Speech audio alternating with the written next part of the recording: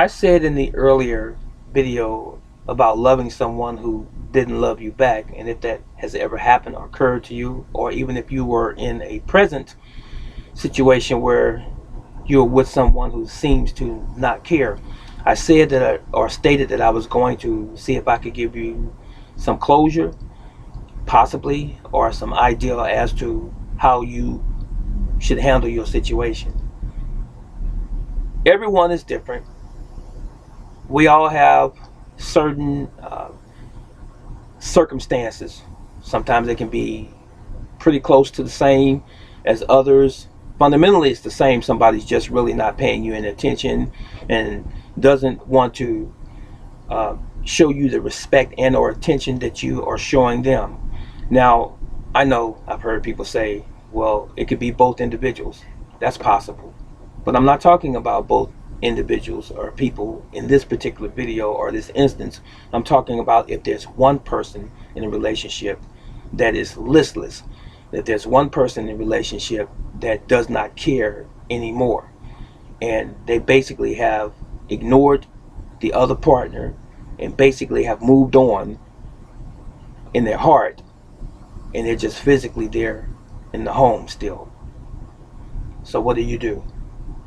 Well, as I said, we're all different.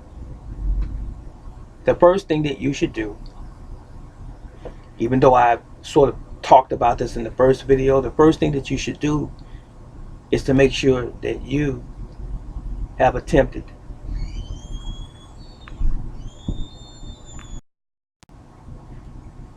the very first thing that you must do is try to communicate with your partner and make sense of what's going on. Try not to wear your feelings, your emotions on your sleeve to the point where you cannot effectively communicate. If you're nervous, take a few deep breaths. You tell your partner, uh, when you get a moment, I would like to talk to you. And make sure that your conversation is uninhibited. There's no one else around. That is just between you and them and not their parents, not their mom or dad, not their children or your children, not best friends, not co-workers from their jobs, but between you and your partner only. And if you can indeed effect that meeting between one another, that's a plus. And then you tell them how you feel. If they are receptive to what you're saying, that's a positive thing as well. But if they don't want to hear what you're saying and they become argumentative, stop it right there, because you don't want to buy into that and end up in a shouting match. Because fire and fire in a conversation doesn't end up positive. Nothing will get accomplished, and you will not have any meaningful resolution or plan for that matter. So table it, walk away from it, come back at a later time and attempt to do it again. And the partner that began to get upset, you tell them, listen, the last time when I brought this particular subject up or us having a conversation up, you got a little upset because I brought up a particular subject or what have you. I would like to have another conversation or attempt to have a conversation, and without us getting upset to the point where we can't hear one another out. And if you can agree upon another day or date, that's wonderful. Once you sit down and you begin to have a conversation again, you say what's on your mind, how you feel, and in hopes that your partner is listening. Now, let me tell you something about effective communication. Both of you talking together or colliding together in the conversation and words, it's not going to be an effective conversation. So wherever you lie, I know sometimes people feel like their way is the best way. Sometimes they feel like they've got to get something off of their chest or what have you. But be respectful of one another. Have enough courtesy. Have enough self-dignity to sit down and allow your partner to speak. And you lay the ground rules in the beginning. You say, listen, it's not going to be a shouting match. I just want to tell you how I feel, and I would appreciate it if you allow me to speak. And once I'm done speaking, then you will have an opportunity to speak your piece. But we cannot communicate effectively if we're both shouting at one another. We may as well not even been talking to each other at all, if that is what it's going to lead to. So now, what I meant when I said you start the conversation trying to address the issue or issues first, that's step number one in trying to get some resolution or some closure as to what it is that you're dealing with in your relationship with your partner. If your partner again is unresponsive to what you're saying and they become angry again,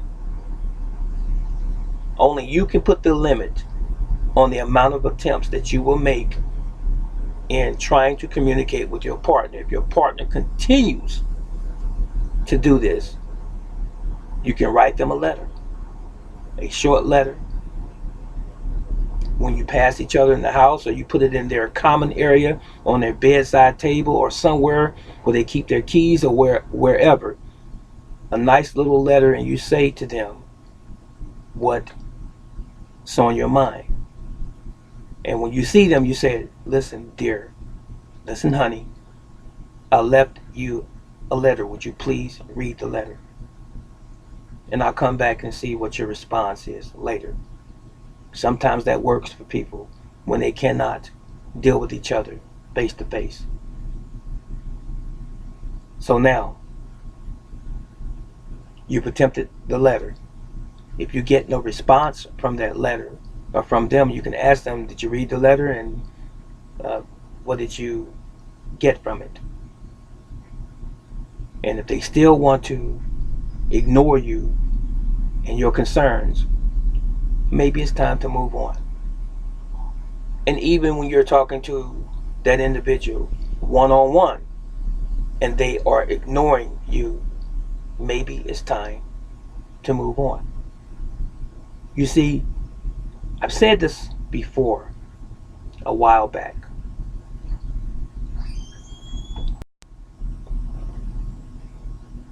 You cannot make someone love you when they don't. You cannot make someone care about you when they don't. And on top of that, it is unfair to you to live in a home with someone year after year after year, and you are actually there alone. You're just occupying the space and they don't care about you. If you are in a relationship and you're just existing, you see them pass by, you may still have bills that you take care of jointly, but if there's no real meaningful communication between the two of you, as painful as it may be, even if you have children involved, as painful as it may be, you may need to remove yourself from that situation. If you're the man, you may have to remove yourself from that situation. And if you are the woman, you may have to remove yourself from that situation. But before you do that, if you plan on doing that, you let your partner know, since you are not listening to me, I've made several attempts to communicate with you how I felt, and you choose to ignore my feelings, my concerns, and the issues that I have concerning you. I have no other choice but to leave,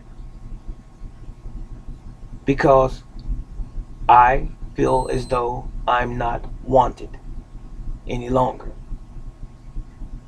Just by virtue of you making this declaration to them, so to speak, it should spawn some sort of response from them, because this is the end now. This is the conclusion. This particular conversation is the last or the final conversation that's going to make or break your partner, the one in question. So once you've already declared to them, this is where I'm at, I've done all that I could do, I've even apologized, even though I don't see anything wrong that I have done, I've apologized and I've asked you to meet me halfway and let me know what's going on with you. And you won't. You see, ladies and gentlemen, when your partner is not communicating with you, then they probably are doing something behind your back that you are not aware of. It could be infidelity. They could be cheating on you behind your back. And they just want you really to say that it's over, so that they can have that separation without conflict. That's true. They want to back out of the situation.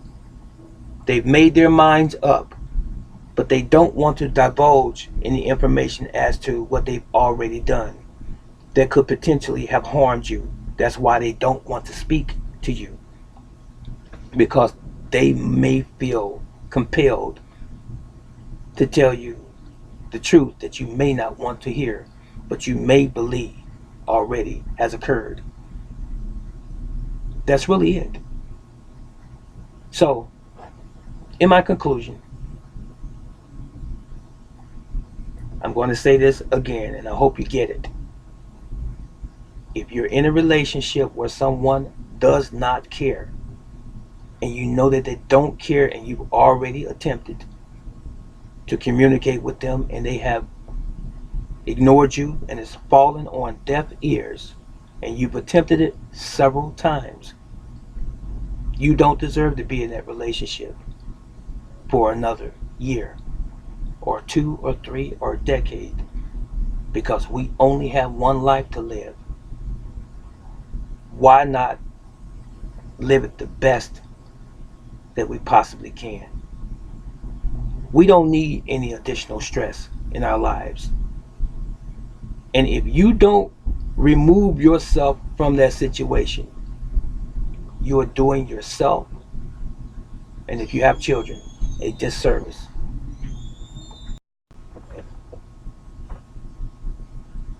It's really time to move on. Now, I didn't say it was going to be easy. You need to have a backup plan.